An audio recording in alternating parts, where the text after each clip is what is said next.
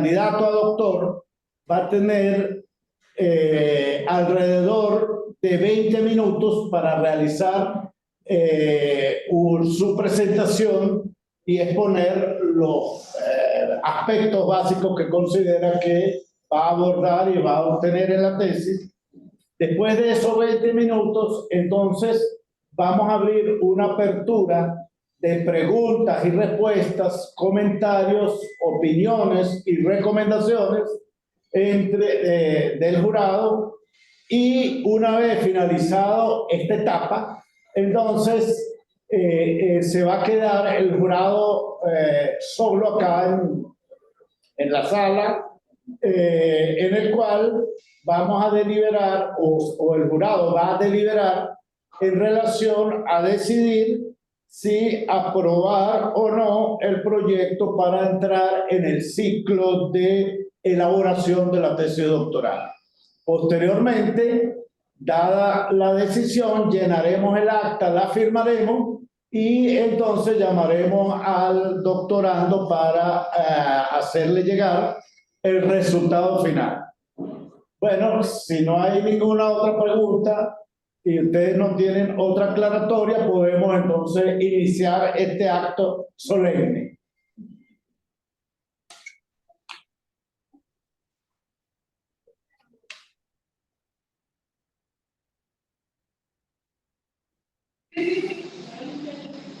Jorge, te damos la palabra. Gracias, bueno, buenos días.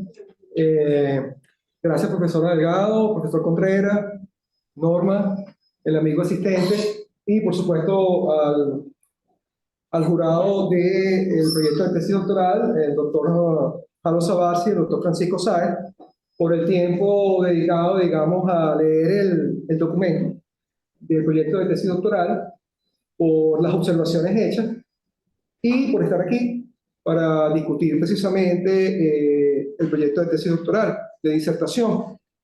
Diríamos que el objetivo mío hoy es, por supuesto, discutir el documento, pero sobre todo abrir una discusión sobre el tema. Digamos que el doctorado en estudios del desarrollo que yo estoy cursando junto con Vladimir López, y de alguna manera gracias a Vladimir López, que insistió muchísimo en que yo me inscribiera en el doctorado, es una culminación, si se quiere, de un ciclo relativamente largo de discusiones que yo he mantenido con colegas en el Banco Central de Venezuela y posteriormente en el CENTES, ¿no? En ese ciclo de discusiones estaba involucrado, por supuesto, el profesor Contreras, el profesor Andrés Santerí, que no está en este momento, y, por supuesto, los miembros del jurado. Entonces, siempre ha estado sobre la mesa la discusión sobre los aspectos de crecimiento económico sostenido, valga decir desarrollo económico, o un aspecto del desarrollo económico dentro de su acepción de lo que significa desarrollo social, dentro de los colegas del Banco Central de Venezuela y, por supuesto, también dentro del CENTES. El profesor Alejandro Gutiérrez también, que no está presente, pero es jurado suplente, también es parte, digamos, de esa discusión, ¿no? Entonces, el objetivo mío es no agotar esos 20 minutos en la presentación. La presentación va a ser bastante breve para poder dar más margen, más espacio de discusión a aspectos propios del proyecto de tesis doctoral o incluso aspectos que tienen que ver con el proyecto de tesis doctoral, pero que no están directamente reflejados en el documento. ¿De acuerdo? Entonces, voy a comenzar con la primera lámina en términos del planteamiento del problema. Fíjense, cuando yo observé por primera vez esta gráfica, ¿no? Lo primero que se me vino a la mente fue una conversación que yo tuve con el profesor Asdrúbal Batista en el IESA. Yo era profesor invitado en el IESA en ese momento y el profesor Asdrúbal Batista es profesor titular a tiempo completo en ese momento en el IESA, ¿no? Y muchas veces el profesor Batista y yo, cuando nos encontrábamos en el pasillo, o yo solía ir a su oficina, conversábamos sobre el tema venezolano, ¿no? A partir sobre todo del año 2014, donde la crisis venezolana empezó, si se quiere, a agudizarse de manera significativa.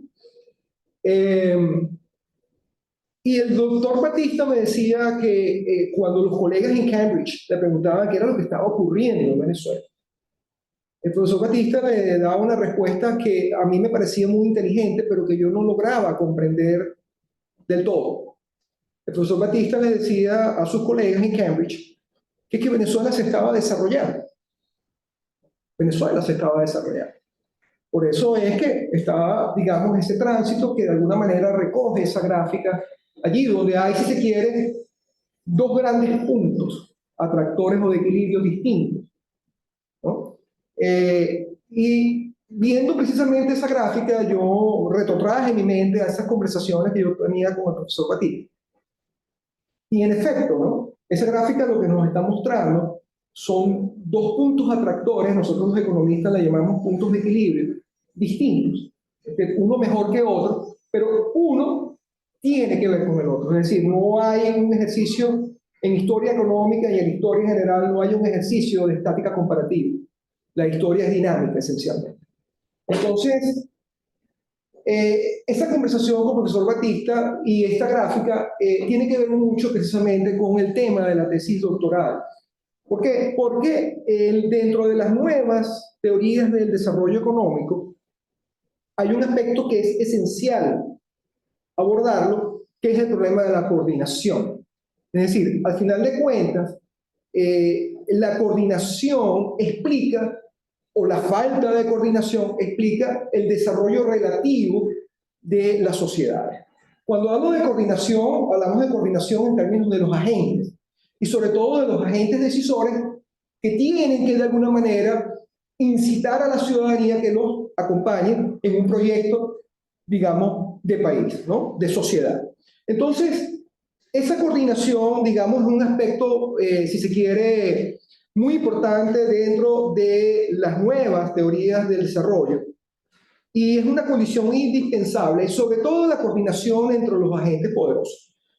Cuando hablamos de la coordinación entre los agentes poderosos, entonces decimos que si la coordinación es un aspecto fundamental o una condición fundamental para el desarrollo, y esa coordinación tiene que ver con los agentes poderosos, entonces pudiésemos colegir que el desarrollo al final de cuentas es una decisión política.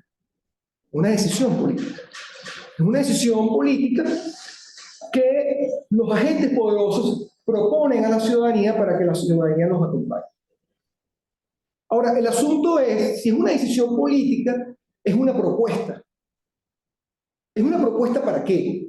Es una propuesta precisamente para moverse de un equilibrio a otro. Es decir, de un equilibrio en un momento determinado en el tiempo a otro equilibrio. Por ejemplo, en esta gráfica hay dos equilibrios distintos. La sociedad venezolana a partir del año 97, 98, decidió otro equilibrio. ¿Okay? En este momento estamos precisamente en una situación en la cual la sociedad venezolana también está en búsqueda de otro equilibrio. ¿Okay? No sabemos si esos equilibrios son mejores o peores. En economía no hay óptimos globales, hay óptimos locales, como decimos los que trabajamos con economía matemática.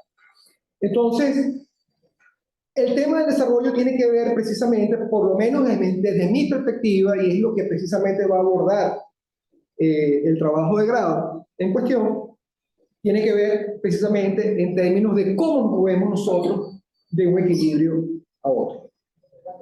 Ahora, la coordinación entre agentes poderosos es sumamente compleja, muy difícil. Hay muchos aspectos que intervienen en términos de racionalidad, los tipos de racionalidad de los agentes. Hay racionalidades diferentes en cada uno de los agentes, no solamente porque hay distintos intereses, sino también porque también hay diferentes tipos de racionalidad. Nosotros los economistas que hemos trabajado algo de teoría de juego y de economía del comportamiento, tenemos acotado un término que es la racionalidad acotada o la racionalidad instrumental desde el punto de vista filosófico. Eso hace la coordinación compleja y difícil. Entonces, el desarrollo, si se quiere, desde este punto de vista, al final de cuentas, no es otra cosa sino una métrica o una medida de la coordinación. de alguna forma, entonces, los países que nosotros consideramos avanzados no están plenamente desarrollados y los países que se consideran atrasados o no avanzados o emergentes, esas categorías, por supuesto, son categorías muy discutibles, son países que de alguna manera no son del todo subdesarrollados o atrasados o emergentes. Es decir, hay un grado de coordinación y ese grado de coordinación o ese grado de descoordinación es lo que nos explica el avance relativo de una sociedad.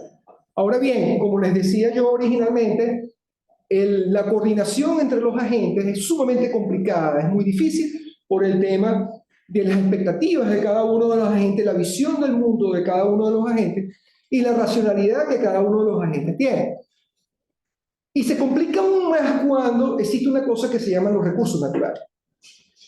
Los recursos naturales introducen una complejidad adicional al tema de la coordinación, porque los recursos naturales generan ingresos fiscales, los cuales en promedio son propiedad pública. Al ser ingresos fiscales necesariamente tienen que ser propiedad pública. Y eso implica, digamos, que los agentes tienen que coordinarse aún con mayor dificultad en qué hacer con esos ingresos fiscales, que son ingresos de propiedad pública. Cuando los países son escasos de recursos naturales o tienen muy pocos recursos naturales, desde el punto de vista, por ejemplo, del modelo de Solow, año 56, el desarrollo productivo se da a partir de, precisamente, del ahorro, que no es otra cosa que el sacrificio de consumo. En presencia de los recursos naturales y de los ingresos que provienen de los recursos naturales, el ahorro proviene en parte y en gran parte precisamente de la explotación y transacción de esos recursos naturales. Y eso introduce, repito, una gran complejidad en el tema llamado de la coordinación. Entonces, la tesis doctoral tiene que aterrizar, si se quiere, desde un punto de vista numérico, y para eso yo implemento una teoría que es una teoría bastante estudiada, pero poco discutida en Venezuela hasta donde yo sé, que es precisamente la regla de Hardwick. La regla de Hardwick lo que nos está diciendo, en pocas palabras, es que el ahorro que se obtiene de la extracción de los recursos naturales, el ahorro neto, ¿ok?, teniendo en consideración los costos de extracción, necesariamente tiene que dirigirse a la conformación de capital reproducible, es decir, a incrementar el stock o el acervo de capital reproducible de tal manera que en un periodo post explotación del recurso natural, por ejemplo, un periodo post petrolero, caso venezolano, haya un stock de capital o un acervo de capital lo suficientemente grande y eficiente que pueda garantizar una senda de consumo sostenible en el tiempo. Esa es esencialmente la propuesta de Solow Hardwick. Y eso es lo que va a evaluar la tesis doctoral. ¿Ok? ¿Cómo lo vamos a evaluar? La tesis doctoral lo que va a hacer, al final de cuentas, es evaluar esa regla de Hardwick, pero dentro de un modelo de equilibrio general, de economía pequeña y abierta, no un modelo cerrado, como es el modelo Solow Hardwick. Y vamos a evaluar cómo dentro de ese modelo, que es un modelo mucho más general que el modelo de Hardwick y de Solow, esa regla puede ser sostenible o no. ¿Y qué se necesita para que esa regla pudiese ser sostenible o no? Entonces,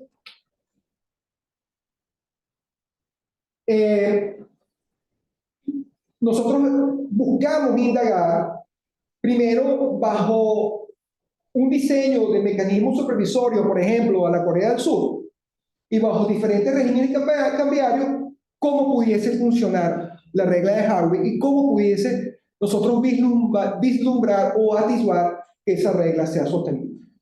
De lo contrario, entonces, pudiésemos explorar la implementación de una regla de ahorro como parte de una regla fiscal que nos pudiese permitir racionalizar la asignación de la renta de extracción. Esencialmente, lo que yo estoy proponiendo como trabajo de grado es este flujograma. Entonces, el proyecto comienza con un problema de decisión pública. Ese problema de decisión pública no es otra cosa que la diversificación productiva. Entonces, esa decisión pública se evalúa en dos tipos de juegos, ¿okay? O de interacción estratégica. Un juego cooperativo en el cual el Estado funge como agente coordinador, es decir, el Estado promueve una coalición con el resto de la sociedad, fundamentalmente con el sector privado, dos firmas, yo voy a modelar el Estado junto con dos firmas, establece una coalición con esos agentes, pero el Estado tiene un rol protagónico en el sentido de que el Estado es un ente coordinador de las decisiones de inversión propias y también un agente guía de las decisiones de la firma. Si esto es así, entonces yo evaluaría en función de alguna manera de los resultados que me dé ese juego, yo evaluaría la regla de Harwick dentro de un modelo de equilibrio general computable, donde evaluaríamos la regla de Harwick en su versión fuerte y su versión débil. La versión fuerte es la regla de Harwick original del año 77, y la versión débil es una versión donde se introduce el capital humano a partir del año, dentro de un trabajo que él publicó en el año 2014 junto con otro economista llamado Hannon. A partir del modelo de equilibrio general, nosotros vamos a evaluar algunos impulsos, como el incremento de la inversión pública, objetivos de producción de las firmas, subsidios directos a la producción y la introducción también de creación de capital humano. Esto dentro de choques o impulsos estocásticos en los términos de intercambio. Y el modelo cerraría, el modelo ha de cerrar en el mercado cambiario a través de dos tipos, digamos, de regímenes cambiarios, uno flexible con flotación limpia y otro flexible con flotación sucia, y a partir de esas simulaciones obtendríamos las respuestas del modelo en términos de agregados macroeconómicos, en términos de apreciación relativa del tipo de cambio real, y en términos del output sectorial y las importaciones. También la elección pública ha de evaluarse en un juego no cooperativo, donde ciertamente el Estado también promueve un cierto grado de coalición con el sector privado, pero en este caso el Estado es un agente endógeno, de alguna manera, a esos grupos privados. Y allí evaluaríamos si la regla de Harwick, desde el punto de vista de la modelación en teoría de juego, es factible o no. Si fuese factible, nuevamente modelaríamos la regla de Harwick dentro del modelo de equilibrio general. Si no fuese factible a partir del juego de interacción estratégica, entonces pasaríamos a evaluar una regla de ahorro.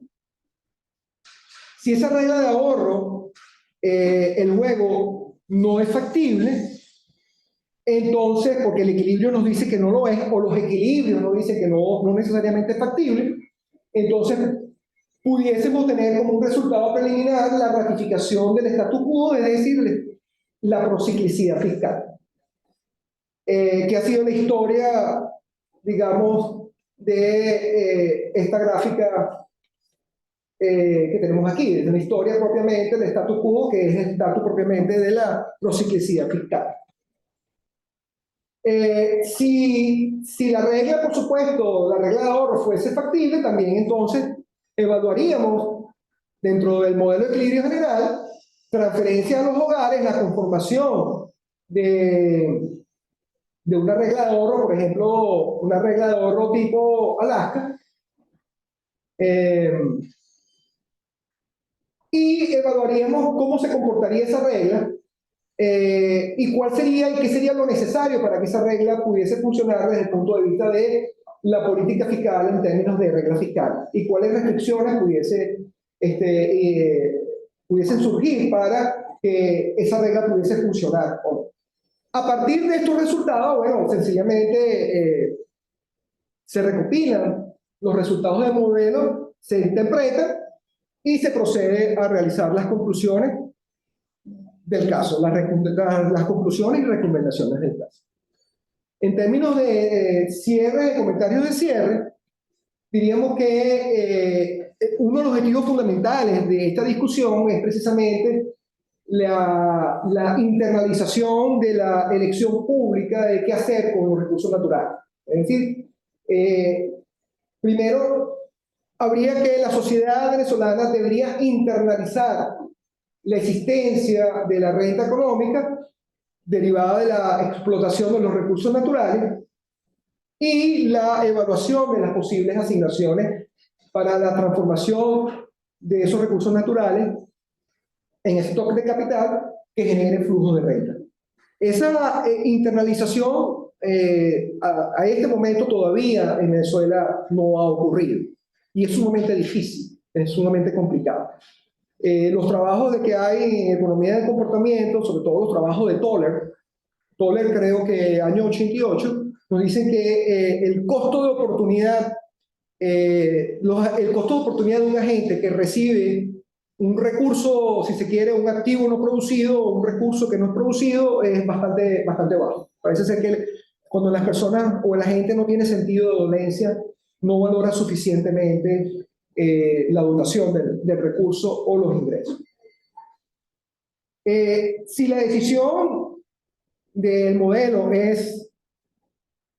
si lo que nos da el modelo es sencillamente la ratificación del status quo, digamos que la decisión es trivial, pues. Es decir, ahí no hay mayor discusión.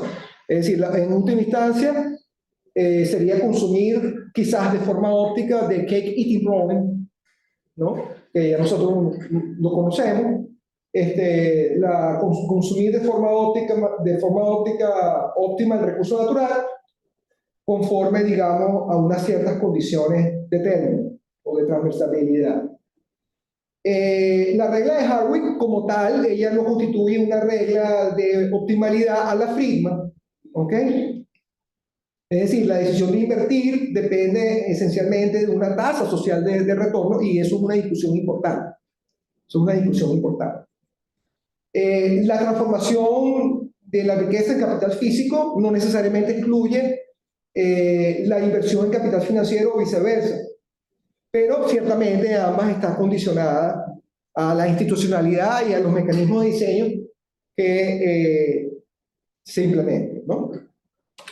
Y por último, es posible que el juego no cooperativo arroje que ambas reglas sean posibles, entonces tocaría decidir por cuál regla nos iríamos. ¿Nos iríamos por la regla de Harvard o nos iríamos por una regla de ahorro? ¿Ok? ¿En función de qué? Bueno, en función de las preferencias. ¿Las preferencias de quién? Las preferencias de la mayoría de los hacedores de política pública, las preferencias de los académicos. Eso es abierto a discusión. Esencialmente, las preferencias que predominan son de los actores poderosos. Y en función de, digamos, de las preferencias y de cuál sería la mejor opción en términos de crecimiento, estabilidad y sobre todo de simplicidad del diseño de mecanismos necesarios para empoderar la capacidad supervisoria de los principales, es decir, de la ciudadanía. Bueno, esencialmente esa es la presentación de hoy. Entonces, voy a concluir aquí para abrir precisamente la discusión. Muchísimas gracias por la atención. Bueno, bien, muchas gracias, Jorge. Bueno, vamos a darle la bienvenida entonces al intercambio de ideas con el jurado. Me gustaría comenzar con el profesor Francisco Sáez. qué opinión que podría tener sobre esta propuesta de Jorge Hernández.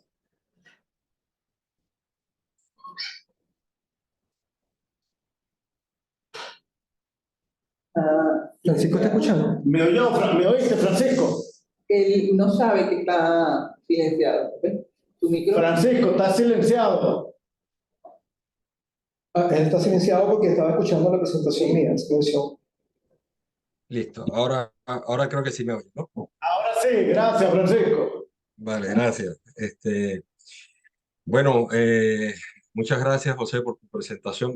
Gracias a todos los presentes, y a mi compañero también de esta actividad, Harold Sabarce, por estar aquí. Por supuesto, a Jorge Hernández por su excelente, digamos, introducción a esta propuesta. Sí, hay muchas, digamos, hay muchos elementos que a uno pueden llamar la atención a partir de la, de la exposición de Jorge. Y sí me gustaría comenzar con uno que tiene que ver con el propio alcance de los problemas que nos están planteando. Es decir, aquí hay al menos tres grandes campos de trabajo desde el punto de vista teórico y metodológico. Se me ocurre a mí identificar uno que tiene que ver con modelos estructurales. Es decir, hay un intento por analizar el impacto de la regla de Harvitz y, según entiendo, hay tres grandes variables sobre las cuales se van a prestar atención. Una de ellas es la inversión física, entendería yo en principio. Otro es un subsidio, que sería también directamente probablemente a las empresas, y ver cuál sería, digamos, el impacto dentro de un modelo de equilibrio general. Y finalmente se habla de capital humano, es que habría que incorporarlo al modelo. Ese análisis no es trivial en sí mismo, y sobre todo el último, la incorporación de capital humano en un modelo computable, ya en sí mismo es un tema, ¿no? Cómo se trata sectorialmente, qué datos tenemos. Y es bastante ambicioso, sobre todo porque, bueno, una vez que lo colocamos dentro del modelo de equilibrio general, pensamos en una regla de cierre cambiaria y hablamos de tipo de cambio flexible y de flotación sucia. Este es digamos, un primer área de trabajo.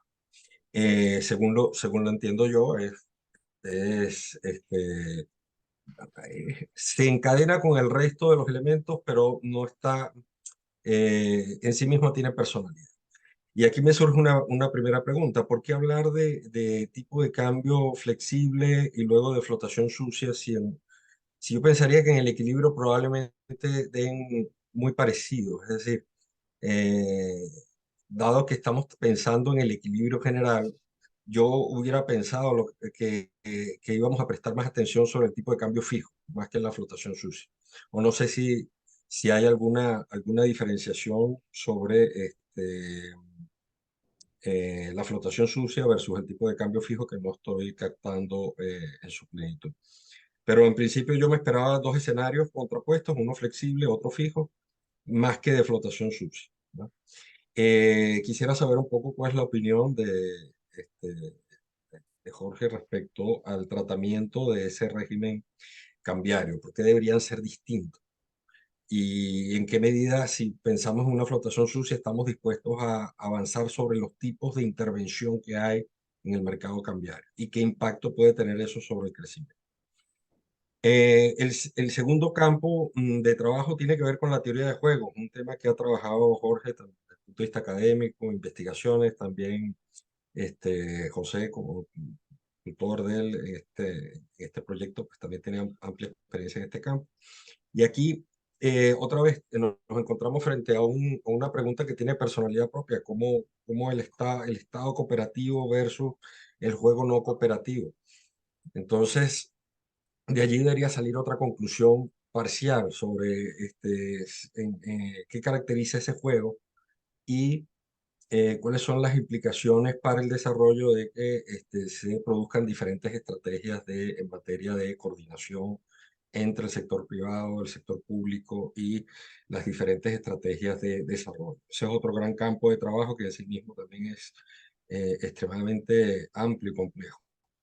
Y finalmente aparece un tercero que entiendo yo que tiene que ver un poco más con las reglas fiscales, reglas de ahorro, incentivos, aspectos institucionales, microeconómicos e inclusive psicológicos que tienen que ver con la percepción de los ingresos, la forma como los individuos interpretan los recursos naturales y su uso, cuál debería ser y su valoración subjetiva. Y entonces nos adentramos aquí en el campo de la economía del comportamiento y de probablemente otra literatura igualmente amplia y compleja. Un poco en términos generales lo que me gustaría saber es cómo conciliar estas tres narrativas de forma tal de que se pueda el problema ser tratable en todas sus dimensiones. Yo creo que hay un proyecto muy, muy ambicioso. Yo felicito, digamos, desde ese punto de vista, me congratulo de que estemos dispuestos a abordar las dificultades de ese problema en toda su magnitud y en toda su complejidad. Y por otra parte, claro, me genera la, la, la inquietud que quiero poner sobre la mesa de que estamos frente a un planteamiento bastante ambicioso en su naturaleza. Eh, digamos, como impresión general respecto al planteamiento que nos hace Jorge. Eh, Luego, respecto a cómo tratar, en el caso particular de la economía venezolana, el tema de la renta petrolera, este, sí me gustaría mencionar digamos, cómo la distinción entre el corto y el largo plazo, que ha sido en la literatura una discusión que ha llevado, yo creo que eh, digamos, ha ocupado gran parte del espacio en materia de cómo utilizar el tipo cambiario para el tipo de cambio real, en particular, para generar crecimiento y desarrollo. Y esto tiene que ver un poco con la pregunta de quién gana y quién pierde y cómo se manifiesta esa distribución de los ingresos en los distintos sectores de la sociedad. Un poco quienes defendían o defienden todavía la hipótesis de que mantener un tipo de cambio subvaluado puede ser, digamos, un acicate o un elemento favorable para el crecimiento económico, también se enfrentan ante la posibilidad de que en el largo plazo más bien nos encontremos con restricciones del mercado laboral, con restricciones estructurales que impiden que se aproveche eh, ese subsidio cambiario. Y claro, a la hora de plantearlo en términos de una regla que nos está diciendo que todo el ingreso petrolero o parte de esos recursos extraordinarios que provienen del ingreso petrolero tienen que ser destinados a capital reproducible. La gran pregunta es, bueno, ¿cuál es ese capital y en qué medida efectivamente vamos a tener efectos de largo plazo o no? Yo me acuerdo que, bueno, parte de las conversaciones que teníamos en el Banco Central en ese momento, Harold en particular, y ahora que tomé la palabra, nos podrá recordar un poco cómo eran esas discusiones. Parte del problema era que en el modelo básico de solo la depreciación impedía cualquier posibilidad de aprovechar productivamente la inversión real. La depreciación era un elemento que destruye en el largo plazo las posibilidades de aprovechar el recurso natural de manera permanente. Entonces, en términos matemáticos es tanto como decir, bueno, ¿cómo genero un efecto permanente a partir de un shock transitorio? Esa era un poco la pregunta. Y evidentemente las economías de escala ayudan. Y yo no sé si Jorge aquí respecto a ese tema de cómo tratar la depreciación en las economías de escala pueda mencionarnos algún elemento sobre las reflexiones que ha hecho al respecto. Y, y bueno, básicamente lo dejo hasta aquí, mencionando nuevamente que me parece que estamos ante un trabajo en términos de que nos presenta una visión muy completa de los problemas que inquietan a que inquietan a los analistas, las personas que estamos preocupadas un poco por el crecimiento económico en Venezuela. Y es un mapa muy completo, pero eso, muy ambicioso también en términos de la cantidad de tópicos a los cuales nos estamos enfrentando. Bueno, muchas gracias y creo que hasta aquí lo dejo. Bueno, me olvidé de decir, hacemos los comentarios primero y después responde. No, primero vamos a hacer los comentarios y después Ok. respondo. Entonces vamos a pasar a darle la bienvenida a Harold. Harold, oímos tu comentario. Muchísimas gracias, José eh, y Jorge, por la presentación. Francisco, por tus comentarios con los cuales coincido. Entiendo que la propuesta que leí, más la presentación, que eh, profundiza un poco algunos elementos, particularmente la lámina 5 y 6, sobre cómo se quiere hacer el tratamiento de la problemática. Para mí, yo aconsejaría particularmente escoger dentro del ámbito de las problemáticas planteadas algún aspecto fundamental que pueda traer una contribución que pueda ser realizada dentro del tiempo limitado que tiene la elaboración de una tesis doctoral, ¿no? Eso es lo primero que yo aconsejaría. Escoger de todas estas problemáticas cuáles son los aspectos o el aspecto que no ha sido tratado en la literatura en relación al caso venezolano y en relación a los estudios del desarrollo para ser tratado en la modelación cuantitativa. Pienso que el background, las consideraciones y la exploración de la literatura que está detrás de la presentación que hizo Jorge podría ser parte de la motivación de la escritura de la tesis doctoral y la presentación de la escogencia de en qué ángulo uno quiere focalizar los esfuerzos de modelación. Eso es una consideración general y estoy de acuerdo con el planteamiento que hizo Francisco sobre la riqueza de las preocupaciones de investigación que el proyecto trae y que se reflejan en la presentación que nos hizo Jorge. Eso, un primer punto. Un segundo punto se refiere a combinar en aspectos de economía política el uso técnico de la teoría de juegos con modelos de equilibrio general computable, ¿no?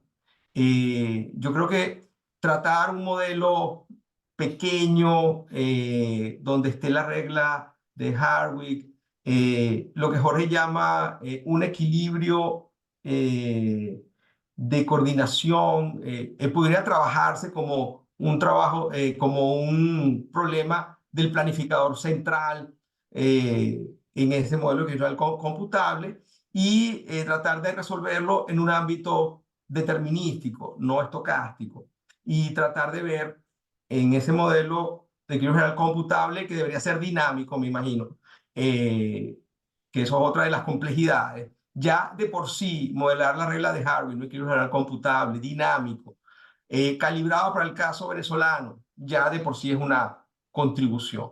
El tipo de activos productivos que se van a incorporar es ya de por sí un reto analítico importante, porque tienes capital que está distribuido sectorialmente, no sé cuántos sectores se está pensando trabajar, cómo hacer la distribución sectorial del capital, tiene que ver con el problema de la diversificación, y el planificador central se va a enfrentar a las fuerzas de mercado que van a estar operando en el contexto de ese modelo, y entonces la selección de cuánto ahorrar, cuánto invertir, cuánto hacer de gasto corriente, dada una situación inicial, va a mover el tipo de cambio real, que yo entiendo que es una de las variables endógenas que el autor pone en gran énfasis en su análisis, y tú vas a ver cómo el tipo de cambio real puede converger a otras trayectorias de equilibrio diferentes a la que ha ocurrido en la trayectoria histórica del país, por ejemplo.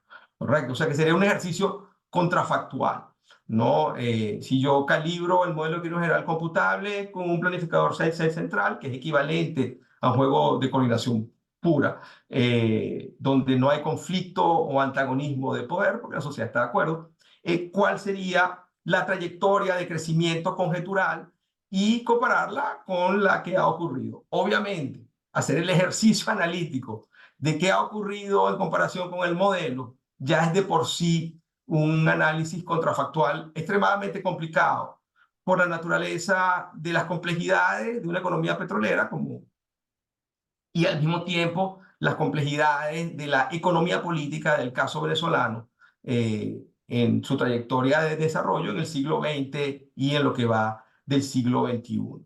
Entonces, para darle el derecho de palabra a Jorge para que nos ilustre sus consideraciones, yo aconsejaría escoger una focalización de modelación y en ese contexto elaborar una evaluación contrafactual utilizando un modelo de equilibrio general computable con enfocándose en lo que sería un planificador central. Eso por una parte. La otra es, si vas a un análisis de juego no cooperativo para tratar de entender cómo reproducir la trayectoria histórica del desarrollo en el tiempo, en la economía venezolana, desde el descubrimiento del petróleo, ya eso sería un tema extremadamente complejo, porque hay que incorporar en un modelo general computable, dinámico, con reglas de Harwick,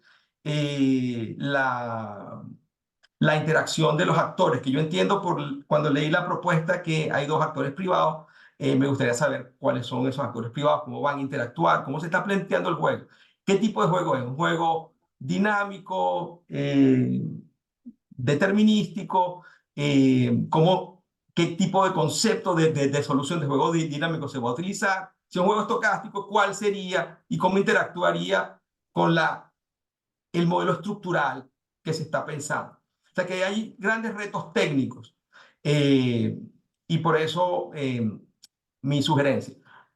Y lo voy a dejar hasta aquí. Thank you. Gracias, gracias, ¿no? Bueno, muchísimas gracias, Harold y Francisco.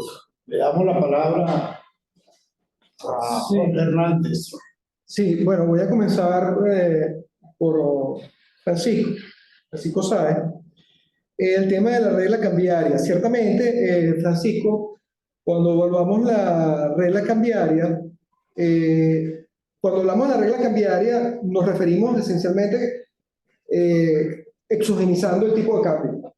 ¿Okay? Recuerda que en el modelo computable, el tipo de cambio real es la relación entre los transables, no transables, precio de los transables en relación a los no transables multiplicado por el tipo de cambio nominal. O sea, esencialmente esa es la ecuación del modelo, ¿no? Y para yo evaluar la regla cambiaria, de alguna manera yo tengo que fijar el tipo de cambio real, lo cual suena altisonante, ¿ok? Y tener una regla que me pueda depreciar o apreciar el tipo de cambio nominal. ¿Ok? Entonces, ciertamente aquí yo tendría un tipo de cambio fijo. ¿Ok? Pero la manera como está modelado eso dentro del computable no es una manera estándar. ¿Ok? Eso tiene que estar claro. ¿Ok? Después yo con mayor precisión yo puedo, digamos, ilustrar el tema, ¿no? Pero ciertamente allí, digamos, al final de cuentas tendríamos un tipo de cambio fijo con regla cambiaria.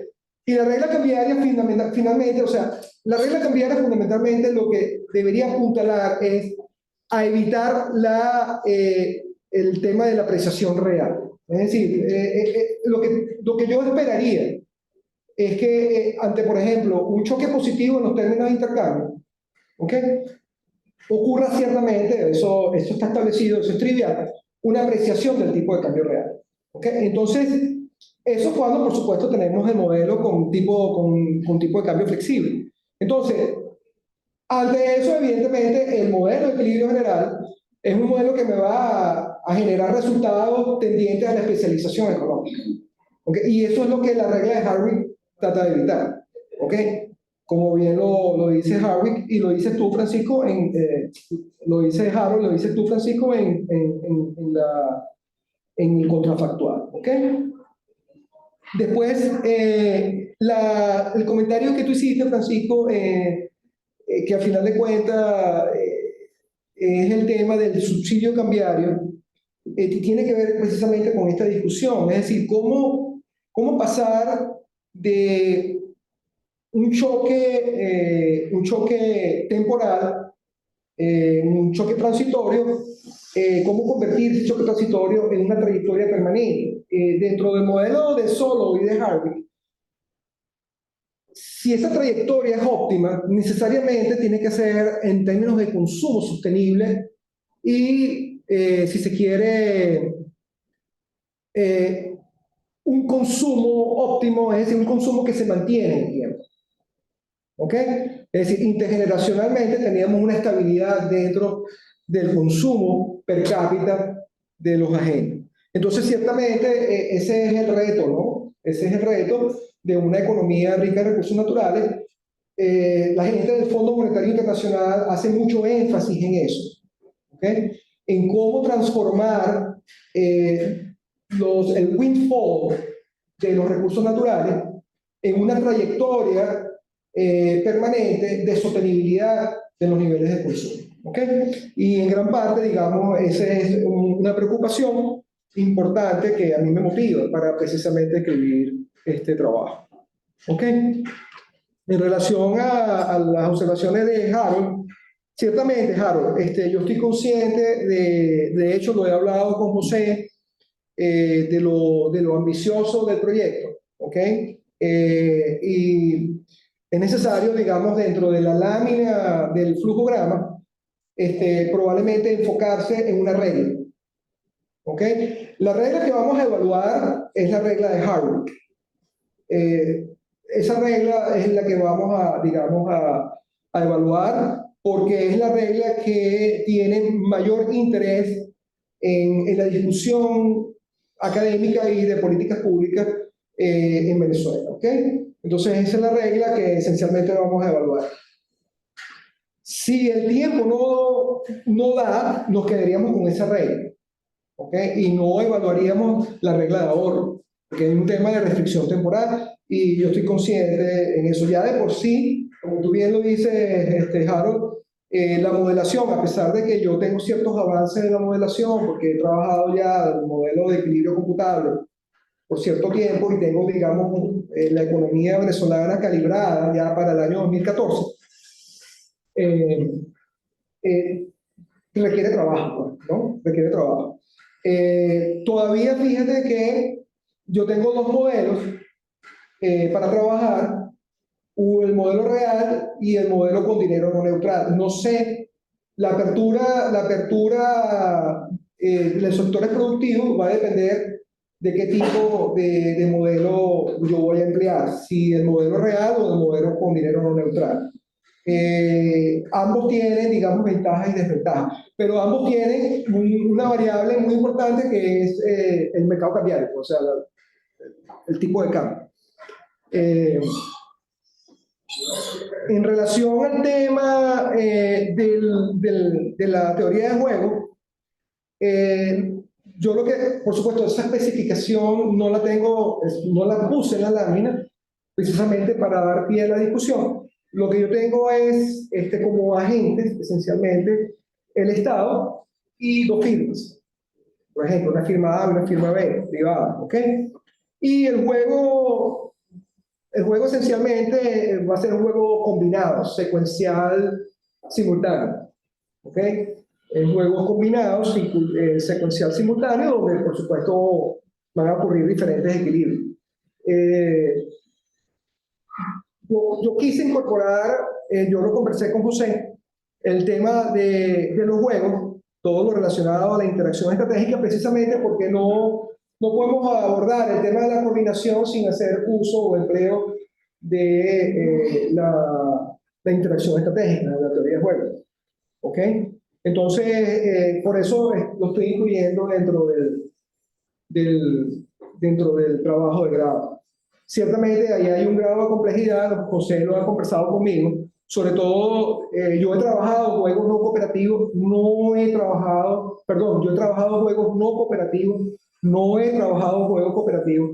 Los juegos cooperativos tienen, digamos, un grado de matematización bastante elevado y yo tengo que, digamos, estudiar fuertemente esa literatura. Pero esencialmente es lo que está planteado. Vamos a ver qué es la investigación, hasta dónde puedo llegar y qué nos arroja. Bueno, muchísimas gracias, Jorge. Bueno, el jurado, si tiene alguna opinión adicional, algo que pueda aclarar, y si no, pasamos a la parte del veredicto. Francisco. Claro. Por mi parte, está bien, podemos pasar a la siguiente parte. Y No Harold. tengo mayores observaciones. Muchísimas gracias, Jorge, por los comentarios. Sería muy interesante en algún momento revisar la literatura para dos tipos de búsqueda. Tú hablaste en la introducción de la importancia del desarrollo como una decisión política, del proyecto de sociedad, que son temas muy cercanos al CENDES. Hay dos áreas de literatura que han sido desarrolladas en el CENDES que tú pudieras revisar.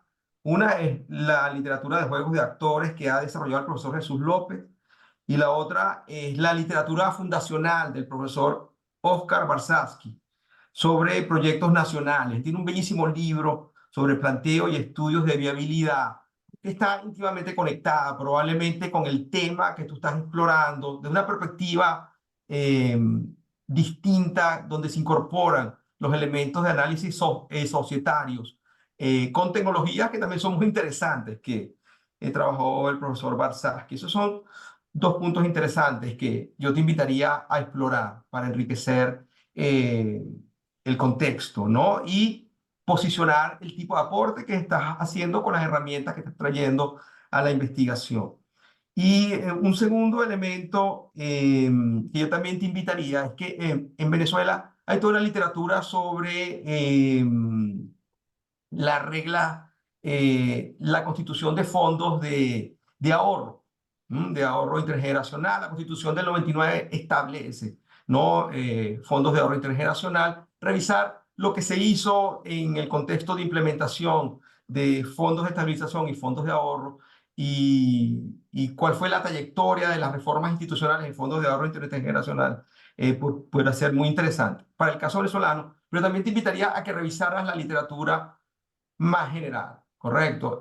Sobre la creación de fondos de ahorro intergeneracional en economías petroleras, lo cual es toda la literatura bastante amplia.